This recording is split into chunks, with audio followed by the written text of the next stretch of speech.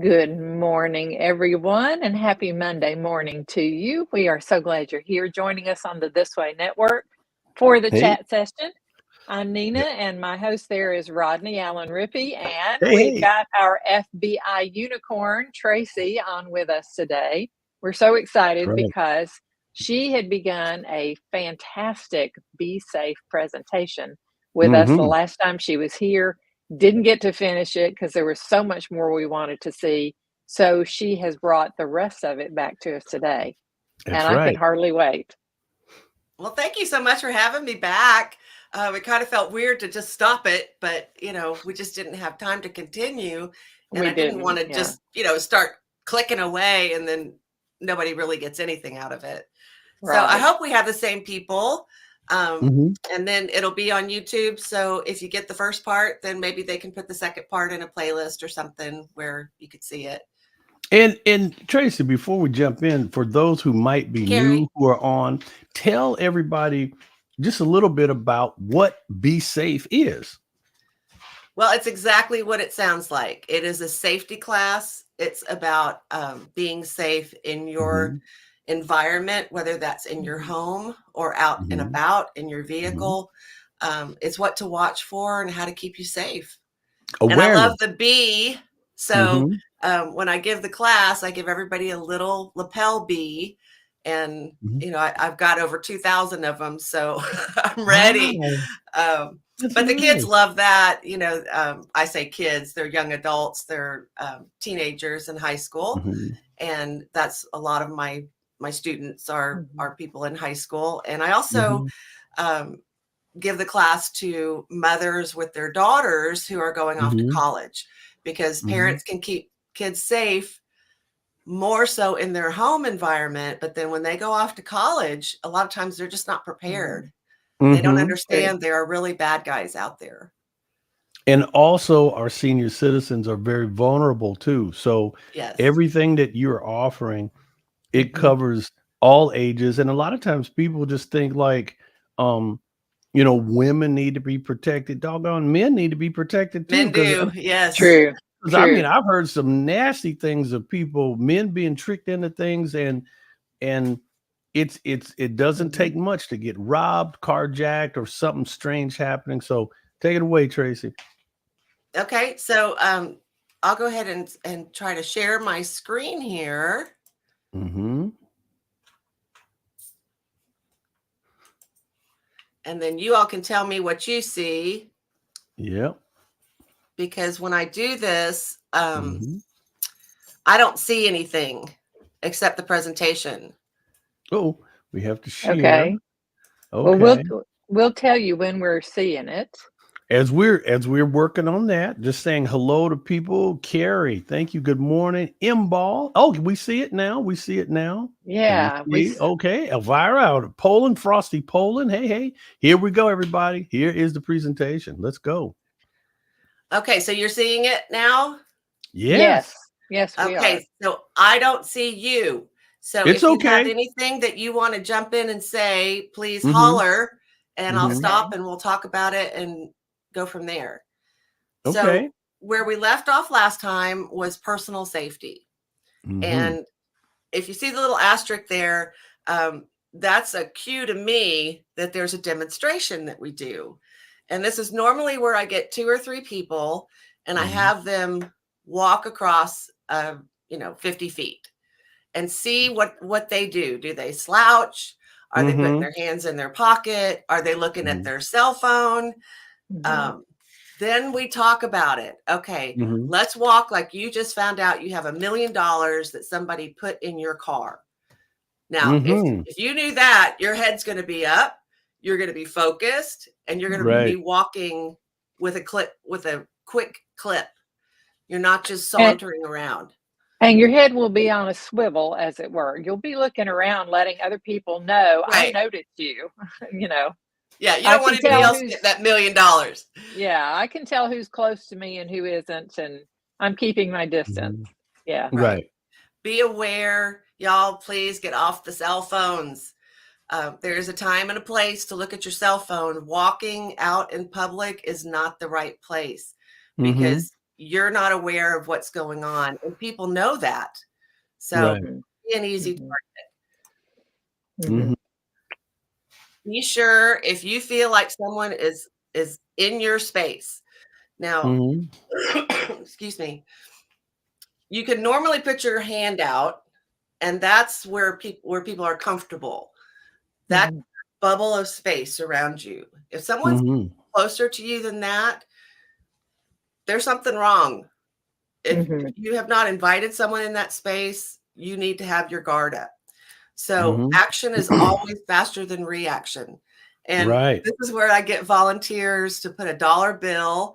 If you take someone and say, show me an inch between your fingers, then turn it sideways, put a $1 bill there.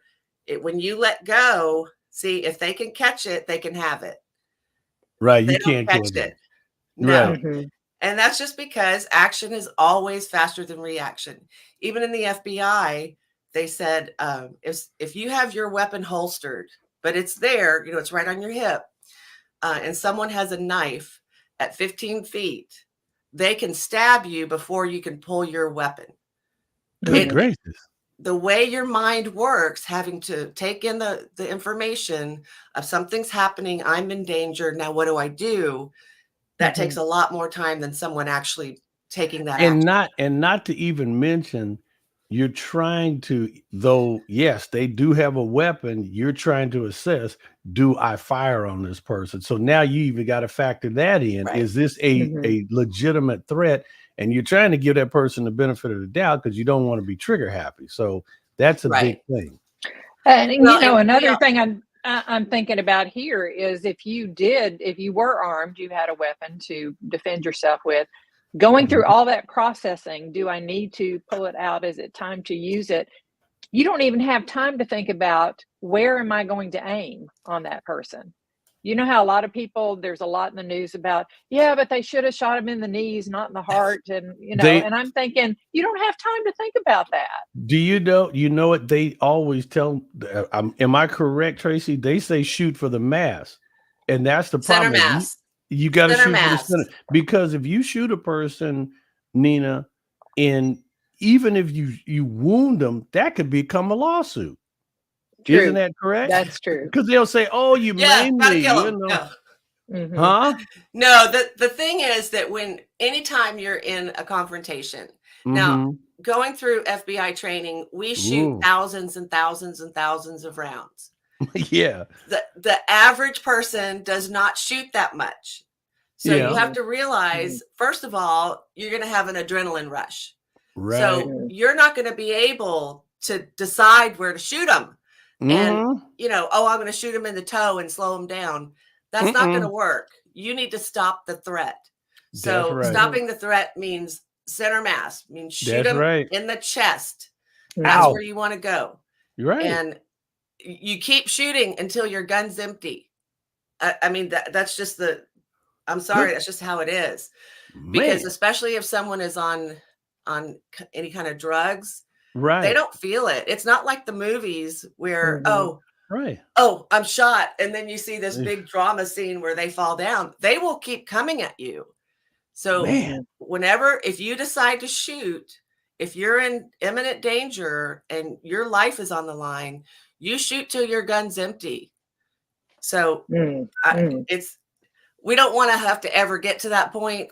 But the thing about this is, I understand what you just said. We don't want to get to this point.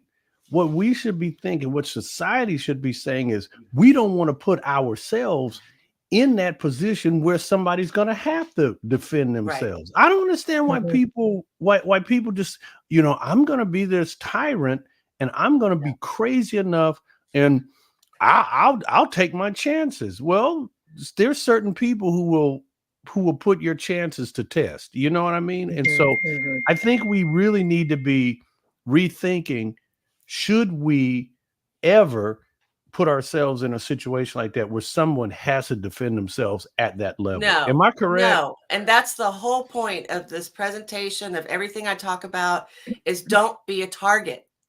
So even for me, who I still carry a weapon, I can fight pretty much anybody, take them down. But even then, I will ask someone to escort me to my car if it's late at night and I don't feel like I'm in a safe area. Why? I mean, could I pull my gun out and shoot somebody? Yeah, I could. But why? How about not be a target? Do the smart thing, ask for an escort, just a police officer or just someone else to be with me. Watch me to the car. That moment of making that decision can save your life and save someone else's life. There it is. So that's the point of this, is not to be a target. And with this on Startle Them, if someone is coming in your space or you feel them kind of trailing you, you need to take the action, which means lunge at them, scream at them, whatever you have to do, say, go away, just as loud as you can. I don't want to like pop your eardrum, so I'm not going to do it here, but as loud as you can, so that they understand you are not an easy target, that you're going to fight. Right. And they don't, hey, y'all, bad guys are cowards. So they want someone easy to take, easy to confront, easy to get the upper hand on. When you show that you've got some fight in you, they'll move on to the next one. And you'll just say, hey, that guy may think I'm crazy. So you'll never see him again, which is right. So that's what the Startle Them is all about. Be as unattractive as you can be. You don't want to be seen as a good target. So scream, swear. This is the time to use every 4-letter word you've ever heard.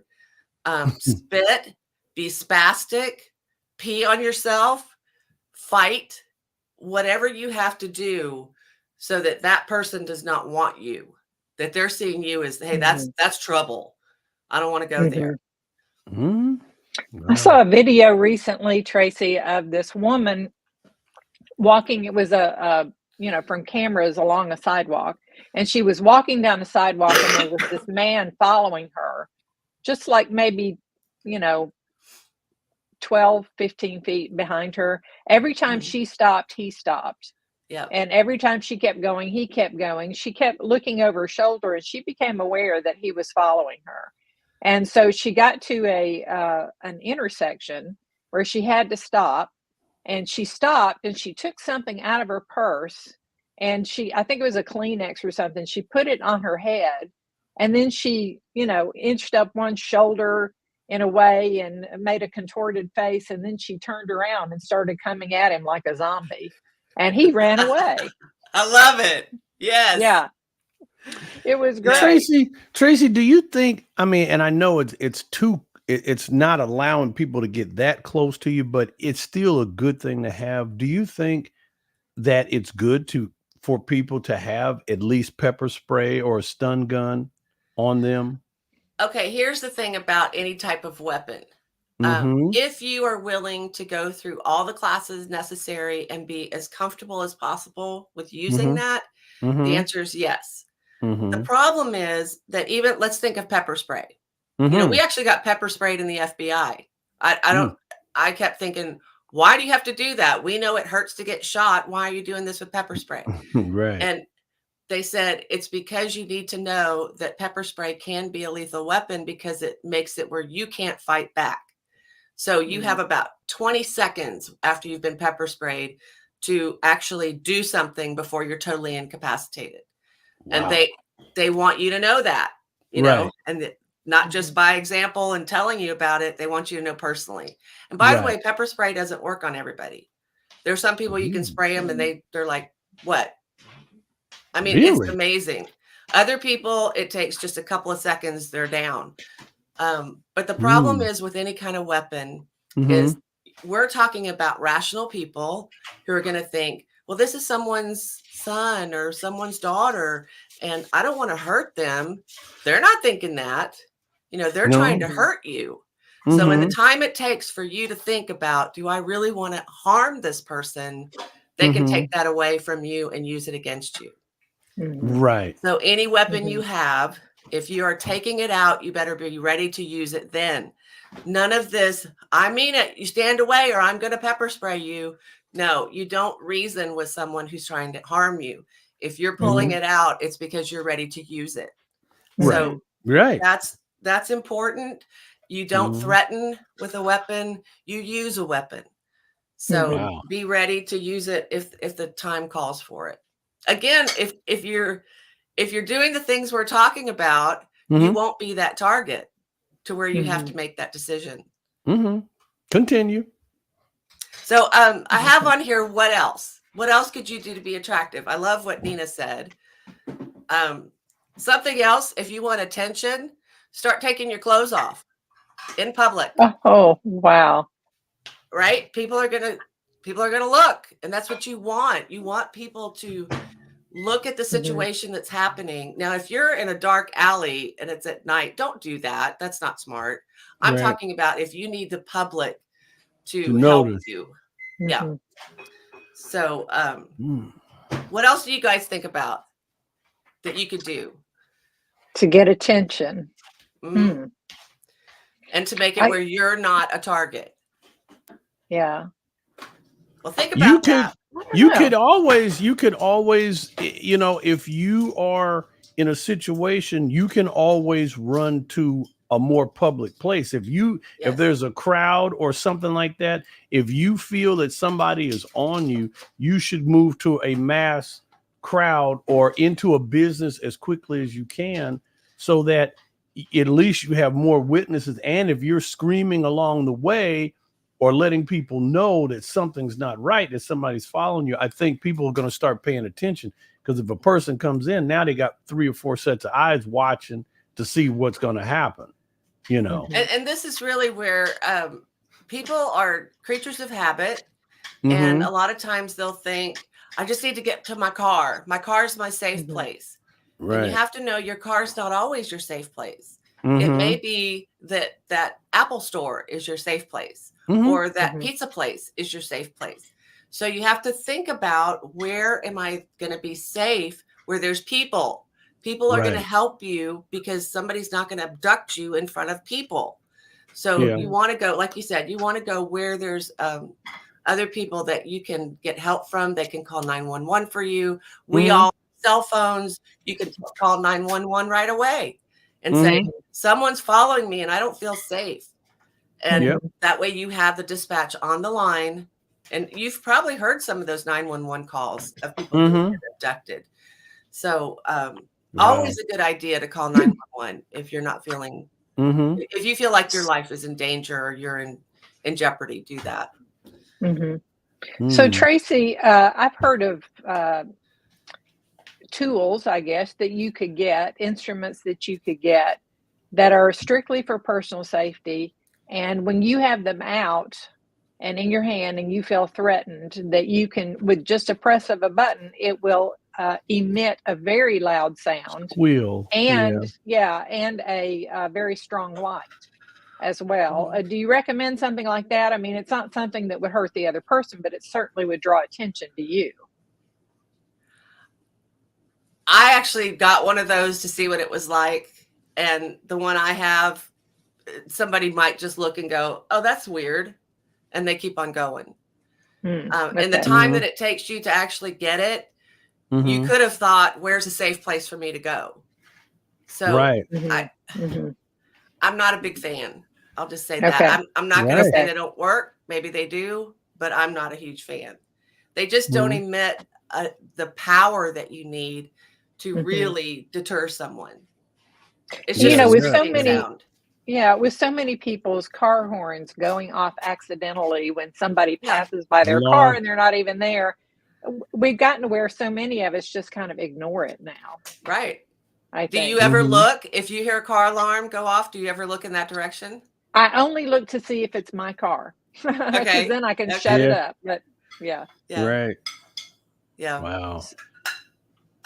Yeah, we've been trained. I mean, for sure, your life experience will train you in how you behave. Listen to your gut. If you feel weird, change your environment. You know, this girl right here, why is she in a dark alley to begin with? That's my question. Now, of course, this is for, this is an ad because you got the smoke and light and the lighting and all that. But that's my first thought is, why did she get herself in that position? Yeah. So don't put yourself in danger. It's much. Stay in well-lit places. Common sense. Gotcha. Absolutely. And if you do find this guy behind you, that's when you start being spastic and running and finding somewhere where there's other people. So other people, strangers, they will help you. And that's why I have a lot of trouble with people that say, to their kids, don't talk to strangers. Guess what? Strangers are going to be the people that save them if they're ever in a bad situation. So that's what I talked about last time about testing your kids. If you tell your kids and don't talk to strangers, if somebody says, I have kittens in the truck, don't go and pet them. You're right. Have one of your friends go test and see if that child, if they've never met them, but you trust them. Okay, you told them not to go after kittens, but ask them, hey, I got puppies. See if they'll do that. What about birds? I've got some birds and they talk. You want to come see? I mean, bad guys they're smart. Scary. Well, they're smart, but they're dumb. I got to say. Yeah. Right. Yeah. Okay. And our number one safety tip. I want to see if you guys can figure this out. What is the number one safety tip? I would say it's just don't put yourself in those positions to begin with when you can avoid it. Yeah. That's a great one. Rodney, but I take it that's not it. That's not it. That's a good one. Keep your hand on the safety. I don't know. Okay, the number one safety tip that I hope everyone remembers is never go to a second location. This is something you have to think about ahead of time. Make them kill you there. Y'all, there's a lot of people that think, well, if I just do what they want, they'll let me live. No, they don't. Excuse me. Wow. There's a case that I was made aware of where a 12-year-old girl was abducted, raped repeatedly, abused, kept for weeks. And then the guy said, you get to pick how you want to die. And he let her write a letter to her family. And so she did. And he ended up suffocating her. Oh my. Make them kill you at the spot you stand. Wow. With witnesses or not, rather than them take you somewhere and do all kinds of horrible things and then kill you. The torture and the killing, in my mind, is much worse than being killed right there. This is something that's so important that you have to think about ahead of time, because your first instinct as a normal person is, well, if I just do what they want, they'll let me live and they'll let me go. That's not how it works. No. So I wanted to show you a little video here. This was in Birmingham, Alabama. This guy's coming out of a building. He's aware. He's looking at his surroundings. And then all of a sudden, this guy comes out of nowhere. Gun. Get on the ground. Okay, so he's complying because this is stuff. Y'all, stuff is not important. Take the car, take my money, take whatever you want. Your life is the only thing that's important. So now he's telling him to get in the truck. Now he's in trouble. Oh, shoot. Now he's going to a second location. He wants to take it. Maybe it's to get more money. Maybe he has other things in mind. But watch this guy. As soon as he clears the side of the truck, he's out running. Right. And the guy actually fires at him. Wow.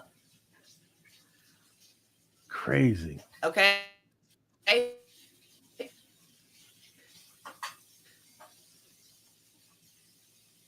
He's alive, right? Wonderful. Yeah. He did everything. Be aware of your surroundings. He's taking out trash or something. I don't know what he's doing. Okay. If somebody wants your stuff, Give it to him. Your stuff can be replaced. Right. So he wants him on the ground. Okay. He's doing everything the guy's telling him to do. And maybe he just wanted the truck at that point. Maybe he's thinking, hey, I can get more money if I take this guy with me. Now the guy knows he's in trouble. As soon as they say to go into another location, you've got to get away or make them kill you there. Like I said, they might, but it's better that than what they would do to you if they took you. Never go to a second location. That's good to know. Wow. So find a way out or make them kill you right there. Run, stay low, be unpredictable, scream, and don't stop.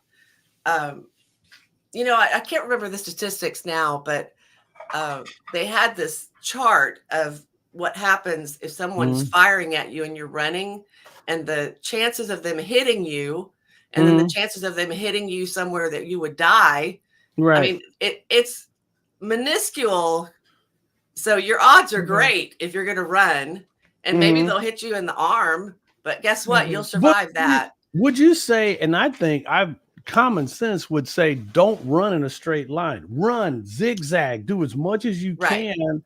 And as you are running, staying low, dodge, because hitting a moving target is a little bit more difficult. And maybe after 2 or 3 shots, they're like, man, I missed this guy. Now I'm bringing attention to myself. I got to get out of here. And your chances of survival goes up. But try not to, if you have an open area, try not to run in an exact straight line. Run at an angle, cut, do anything that you can. Yeah. I think that would probably be absolutely better. That's a great point. And the main thing is you're putting distance between you and the bad guy. Like you said, every shot they take, they're bringing attention to themselves. They don't want that. So like that guy, he's going to get in the truck and go away because, now there's, there could be people seeing me and there's cameras everywhere. I don't think you can go 5 feet without being on a camera somewhere. Right. So Tracy, Mark brings up a good point right here. He says, unfortunately, a child wouldn't do that. So what can we teach our kids? And I know it's limited because, as kids, they can be picked up and carried away. But if they were raising a ruckus or they just made it too difficult for someone to take them to a second location. What should we teach our kids? It's so hard to know how to protect their innocence and at the same time tell them there is bad guys out there and here's what you need to do. So you're talking about like not being abducted or once they are abducted? I'm talking about if they encountered the same sort of situation that we just saw with this man on the sidewalk, that somebody comes along, he's got a knife, whatever, he threatens them, wants to get them into a car. What do we teach our kids in advance? If this ever happens to you, here's what you do. Okay, so let's pretend like this man had a child with him. Okay, you teach your children to run and get help. Wherever that guy, whatever building that guy came out of, have the child run back in there. Tell them to get away. An adult has a much higher probability of being able to survive a situation like that than a child does. So you just want your children safe. You don't want the bad guy to have them and, the little girl standing there, daddy, daddy, what are you doing? Tell them to get away from the situation. Okay. So to run. All right. That's good advice. Tracy, do you think it's good? And I would say that also too, having self-defense classes, at least have some kind of awareness of, because if somebody is on you, like physically on you, they have now grabbed you, being able to break holds and to be able to create pain. And at least if somebody's got a weapon in their hand, if you can control that weapon, if you can get your hand on their wrist and at least fight, and instead of just being like paralyzed in fear, if you can think quick, grab that hand, fight, put that knee in the groin, do whatever you can, and try to fight as much as you can.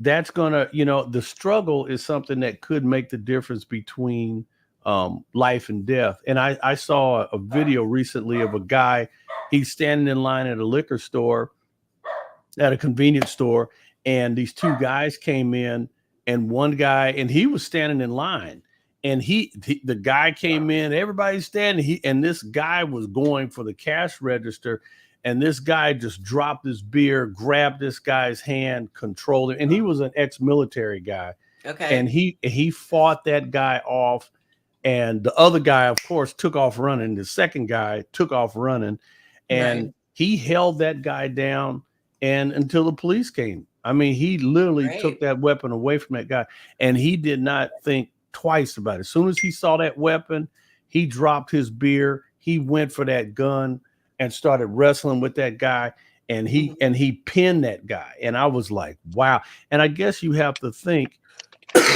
you have to go for it. Either if you don't, because if you stand there and put your hands up, like, the odds is they could rob the place and shoot everybody, because they don't want witnesses. They really don't.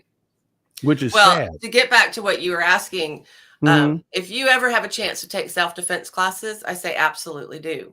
I hope it's a scrap fighter. I hope that's who's training you.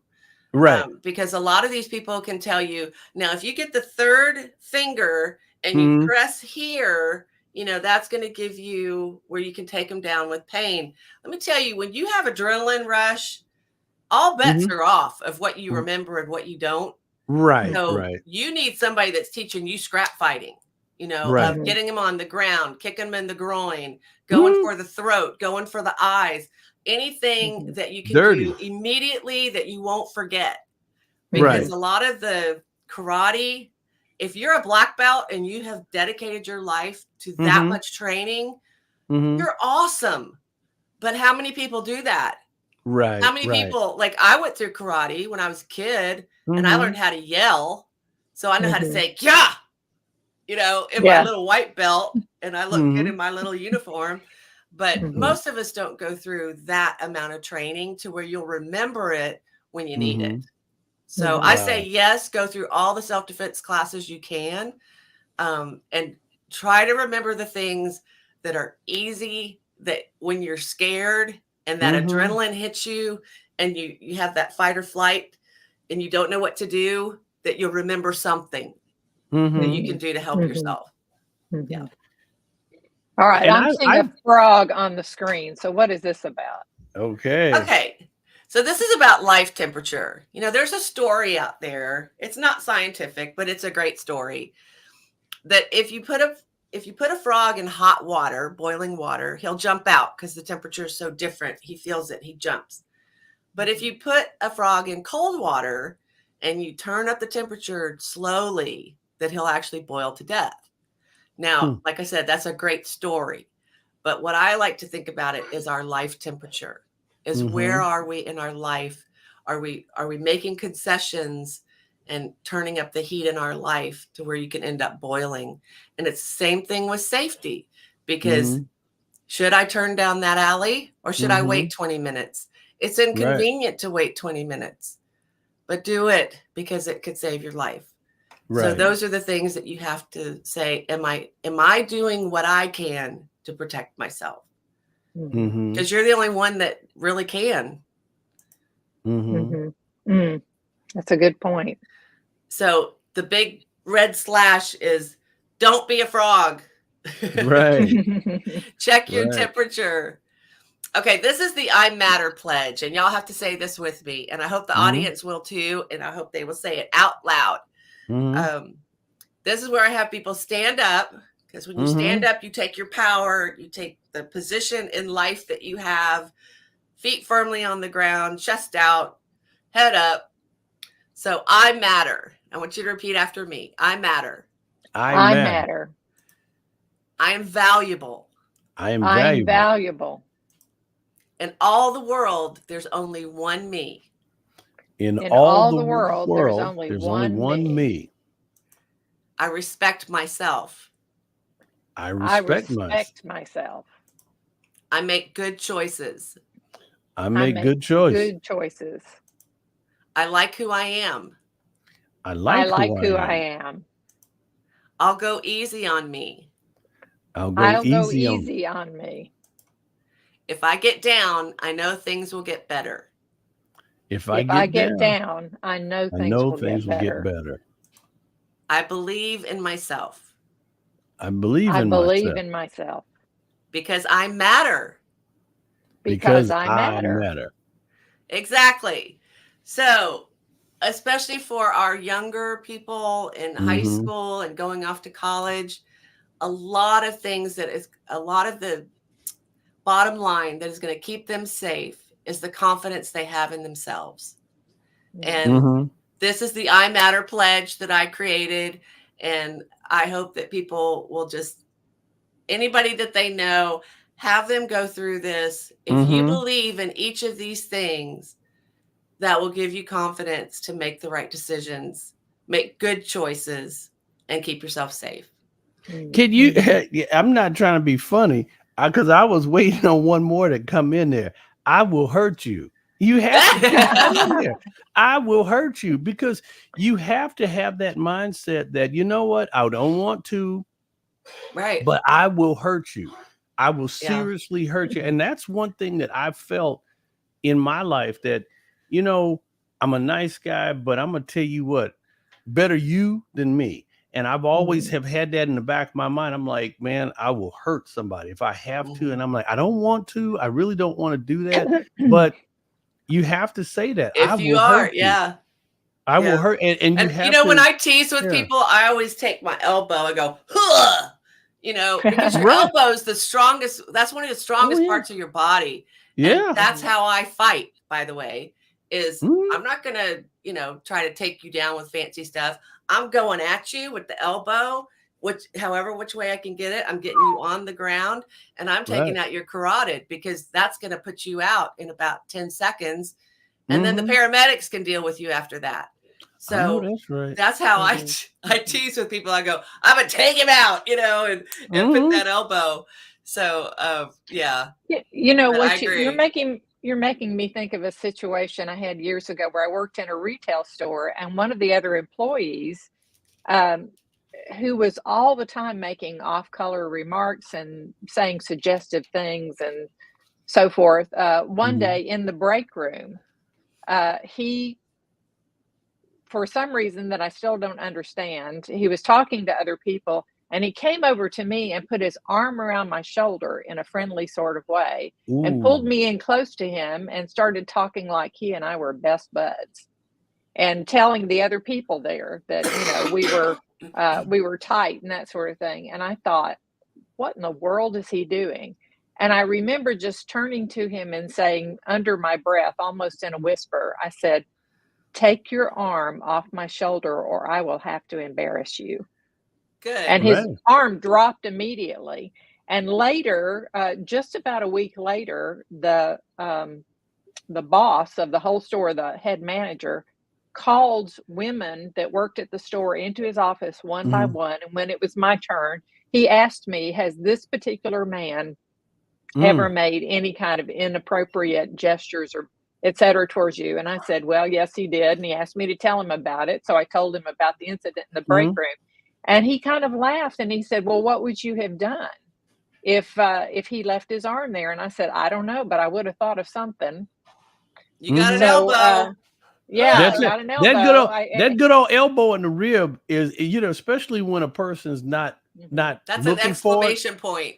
Yeah, when they're not looking for it, it's just boop, and it's like, that really gives you a But I like what you said, because it tells me you're alerting people. I've already thought about this and I'm prepared. I'm prepared mentally to do whatever I have to do. And sometimes that's enough to deter certain people. Not everybody, but some people. You do have to and be. You don't want to be a Billy Bad, Right. Almost said it, but you don't want to be that, because the whole point, in fact, I think it's in karate or jujitsu, the number one thing is don't fight. Find ways to get out of the fight. But if you have to, you're prepared. So that's what I hope people take away from this, is that you're not weak to ask for an escort. Right. You're not weak to make sure that you're always with someone if it's late at night. That's smart. So be smart, and then be smart. I like that. And also, if it does come down to where you're in danger, you have some things to think about. You've thought about before. Do not ever go to a second location. Like I said, make them kill you right there. And if you have to tell them that, that's fine. But while you're telling them, scream and yell and run. So always be on the where's my out? Where am I going to go so that I'm safe? And Tracy, isn't it? And me personally, whenever I go into a place, you know, I like to try to sit myself somewhere where I can see the door. And then I always try to have an idea of, okay, if something crazy happened, what is my escape route? I've had girlfriends in the past, and I have told them, I say, hey, listen, when we sit down, and I explained this to my girlfriend before. I told her, I said, look, if we go into a public place, let's keep our eye on the door, and always let's have a plan. And I you know, if I'm with somebody, I'm gonna say, look, that is the way to the kitchen. You know, if there's something's going on in this restaurant, we're up and we're going to the kitchen. You kind of have a little plan. And there's always an outside door on a kitchen. Yeah, that's right.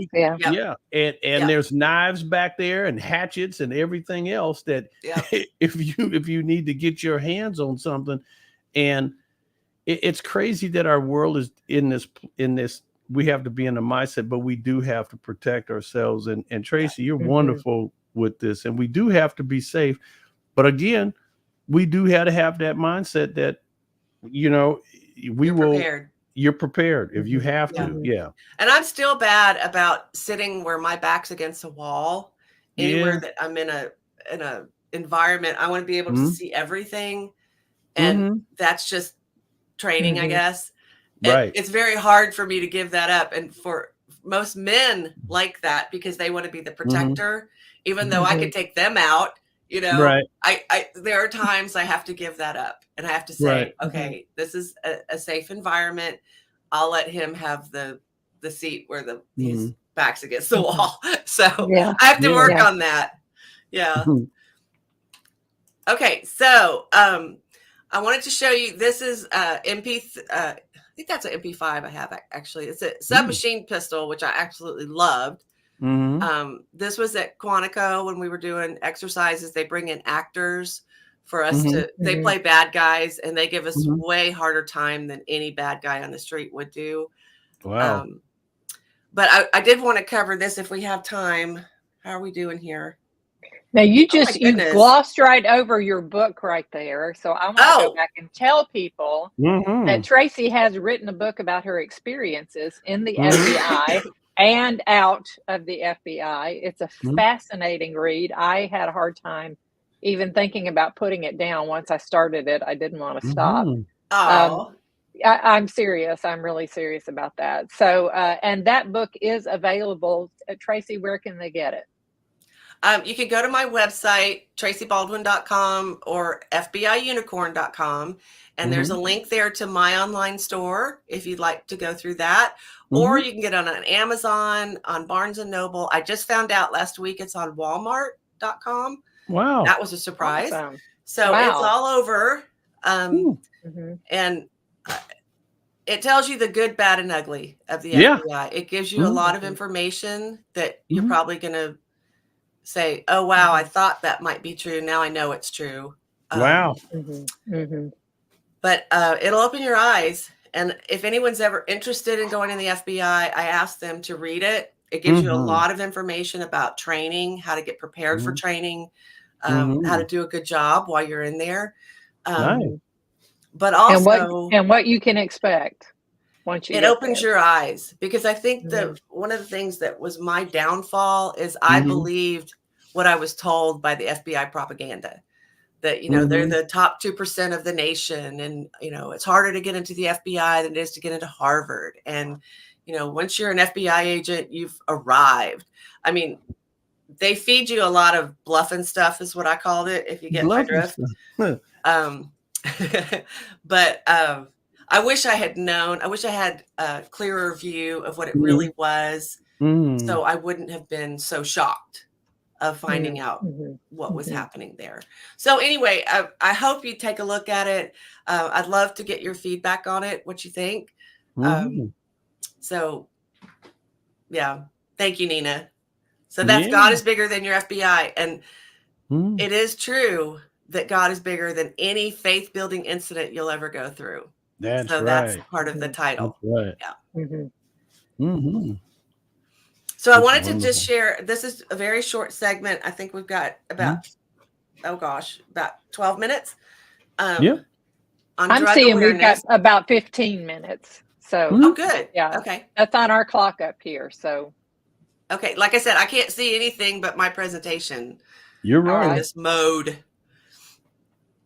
But this is just for FYI. I just want people to know this, and there may be people watching that could educate me on this. But this is just some information for you. I'm sure you've heard of meth. This is some of the forms of how it looks. And these are some of the names. Speed, crank, ice, chalk, wash, trash, dunk, gack. These are some of the names that kids will call it. Not even kids, adults too. Pookie, cookies, no-dos, White Cross, candy, cotton candy, rocket fuel, Scooby Stacks. So if you hear that, you'll know what they're referring to.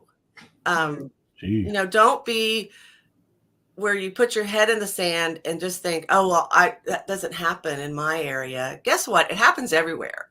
Some places are worse than others, but at least be aware. Right. And I wanted you to see what this drug does to people. 14.7 million people have tried it. Almost 100,000 are currently battling meth addiction.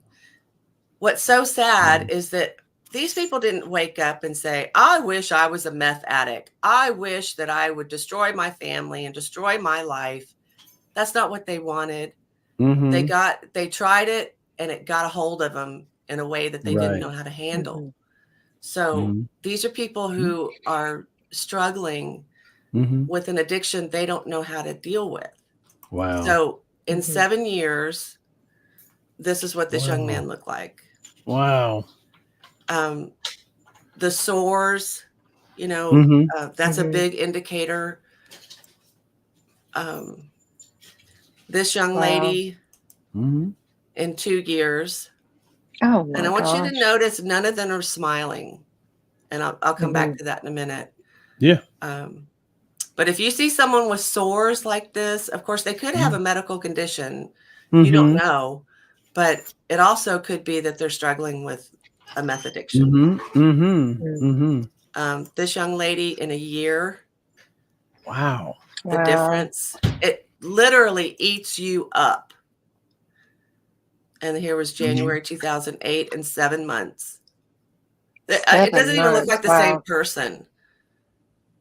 Poor thing. Really doesn't. Yeah. This was 6 months. That was 4 years. Wow. I mean, it's almost like they're the Walking Dead.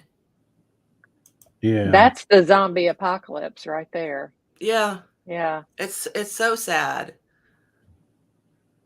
Oh my. Just 3 months for him. Okay, so if you're queasy, I suggest you look away, because I'm going to show a picture that can be very upsetting. But this is what meth mouth is. Like I said, all those people were not smiling. There's a reason for that, because meth actually eats away your teeth. Wow. Wow. That's what you get. That's pretty bad. That makes it very difficult for them to eat, for them to drink. I mean, it's a nightmare. Cocaine, there's another great drug. Oh my, she really doesn't look like the same person at all. It also, because most people that do cocaine snort it, you get a perforated septum. You see how her nose is collapsed. Oh my. How does she even breathe? Through her I mouth. guess through her mouth. Yeah. Yeah. And then here's a gentleman who it collapsed the whole septum at the top. Wow. Oh, It's my disturbing, goodness. y'all. Heroin is just horrible. There's no drug that's going to be a good drug. You know, oh, that's going to be my drug of choice. There's just not. Just say no. So this gentleman had quite a bit of social media coverage, and he is doing much better now. But in 7 months, look at the difference of a healthy person versus just eaten up by drugs. Yeah. Again, life temperature, right? Are you going down that road?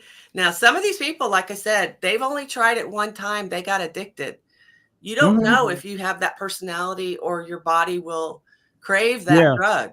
So the advice I can give you is don't try it. Just know that that is something you've decided in your life is going to be a no. And that's okay because you matter, right? That goes back to the I Matter pledge, is that you make good decisions. You're proud of yourself. You respect yourself. And also too, Tracy, in addition to the physical damage that you see, it's the health damage that you don't see. And I've heard of such terrible things. I knew a guy that was a musician, and back in the day when he was young, he partied, he was in rock bands, and he did various drugs and things like that. And sadly, he's gone. I mean, because it literally damaged his heart. And he started telling me about these things, and he was like, oh, I could do speed and I could play for 10 hours straight. You know, he would play till his fingertips bled. Literally. He would be, and he probably didn't even feel it. No. And he said he would play, and he just enjoyed playing and performing and stuff like that. And I would say, guy, and sadly, he's gone. He literally damaged his heart. And the doctor, the doctor told me, he says, and the doctor had asked him, and he had said, yeah, back in the past. And the doctor told him, said, listen, you've damaged valves in your heart. And he was on a heart transplant, and sadly he didn't make it. And he passed away. I'm so sorry. Yeah. And you know, that also doesn't talk about the damage that's done to the families, to the people that love these people. Yeah. Watching someone go through that, knowing what they're doing to themselves, and there's nothing you can do to help because they don't want the help. They push you away because they want the drug. I mean, these drugs take over lives. It's not a choice. It's that they don't want anything else but the drug. And the in-between times is to get more drugs. So it's a horrible, horrible cycle that they get in. And the hard thing to watch someone go through that is to have the patience and love to continue loving them when they're so self-destructive. And that's the issue with a lot of people when, you know, you hear these stories, because I've asked somebody about a person being on, you know, being homeless and out on Skid Row or whatever here in LA. And they said, they literally told me, they said the family did everything they could to try to help this person. And the person was just like a maniac, like stealing anything. We couldn't, you know, you just couldn't leave him alone because the drug meant more than his family. And it was sadly, it was so sad. And they just said they had to put distance because it was dangerous. And so the whole thing is, don't ever start. Don't ever try it, because some people, you know, they could recreational use. They could do drugs. Some people can work and you never even know. But there are certain people, the first time they try it, it is over. They're hooked, and they're on a downward spiral that they'll never pull out of. So I dare say those people that we saw in those pictures never planned to be that way.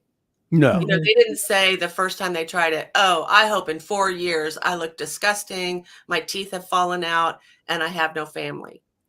That's not what they thought. That's the thing, is the drugs take over. And that's what's so hard for people to understand, because most of us will never deal with an addiction that bad to where we would kill for it. And that's what these drugs will do, is where you would do anything to get a hit. And the hit may only last 20 minutes. That's the incredible thing, is the amount of money that that you have to pay to get the drugs. And it might get you high 20 minutes, and then you're onto it again, because now you need more. It's crazy. The drugs, beyond the physical damage that it does to you, the health damage, it's the psychological thing, because your logic goes completely out the door. Oh, yeah. And things that you would say, oh, I shouldn't steal this. I mean, could you see things, especially here in California, sadly, it just become, and truthfully, the local, there were some big issues here in Los Angeles, because the city prosecutor had made it kind of like, well, if you steal less than $1,000, they really won't prosecute. And the craziest thing is, people were just they just walk in like they were shopping and walk right out the store, and they just be like, and I saw some of those videos. And the sad thing is, I was, me personally, I was at the 99-cent store, because I like to go in and get my cleaning stuff. Really, that's where I get my sponges and the stuff to clean around the house. I'm like, hey, I don't need to spend a bunch of money for that. But the 99-cent store, which is a staple here in Southern California, is closing down. They are closing all their stores. And I'm like, what? That broke my heart. But the sad part of it is, I was in a 99-cent store picking up my cleaning stuff, and I see this dude walking around with a basket, and he just walks. He has all of his snacks and cookies and stuff, walks right on out the door, basket in hand and everything. And oh my God. I was at the counter. I was being checked out, and I seen this guy out of the corner of my eye. I said, this dude's getting ready to slide out the door. And sure enough, when the girl turned around got my money and turned to the cash register, he walked out the door. And I just said, ma'am, this guy just walked out the door. And she just turned over her shoulder, and she's like, and I was like, what do you do? Yeah, what do you do? Yeah, they just gave him license to do that. Yeah, right. And sadly, that store and many stores here, they are starting to. It's crazy. There's a Rite Aid. It's a pharmacy. They are closing stores down. Stores are starting to really be affected, and I don't know why. I don't. Well, yeah, if you take $1,000 a pop, and if that happens 10 times a day, how can you stay in business? So something's going on. I hope they get it under control. That's far beyond my scope. I don't know the insides of it, but I'm going to tell you what, it's an ugly time. And again, thank God that we are here on the This Way Network, the chat session. And this show is about common sense. It's about empowerment. And again, of course, it's we here do honor and love the Lord. And that's why we want to start the week off great with information like Tracy here, FBI Unicorn. Thank you so much, Tracy. Really, we really appreciate it. My pleasure. That. Thank you for having me. Yeah. Tracy, did we actually get to the end of your presentation? We did. Or was there... Yes. Okay, good. I wanted to make sure we didn't miss any of it. Well, we've got 2 minutes. We've got just about 2 minutes, maybe just a little more than 1 minute actually left. And so there's one thing I want to add to that. And I want to make sure that we all understand every single one of us, because we're human, we have addictions. And if you think you don't have an addiction, then let me talk to you about coffee or sugar, or you get where I'm going with this. Sometimes our addictions are socially acceptable, and that's because they don't seem to do as much damage, or at least not over the short term like other things do. So it's not that we're looking down on people, but I do want to emphasize that the enemy of our souls, Satan, looks for opportunities to reel us into something that is going to destroy us. And we are particularly vulnerable when we're going through any kind of pain. When we're already down, that's when he comes and tries to go for the jugular. So if you're down, if you're having struggles with anything, please, please, please get help for that. Right. Don't try to treat it yourself. Don't try to self-soothe or self-medicate. Get help. Talk to others. We are all better together. That's why God put us in community with each other. Amen. And with Him. Go to God and ask Him for what you need. That's So right. that's the last thing I wanted to say. And everyone, be of good courage. And thanks for joining us today. I hope you'll come back again next week. Tracy, thank you for being our guest. We so Thank appreciate you so much for having you. me. That's All been right. wonderful. I look forward to seeing you all again. All right, everybody. Well, You God will. bless You will. Have a great week, and we'll see you next time on the This Way Network, the chat session. God bless. Have a great week. Bye, everyone.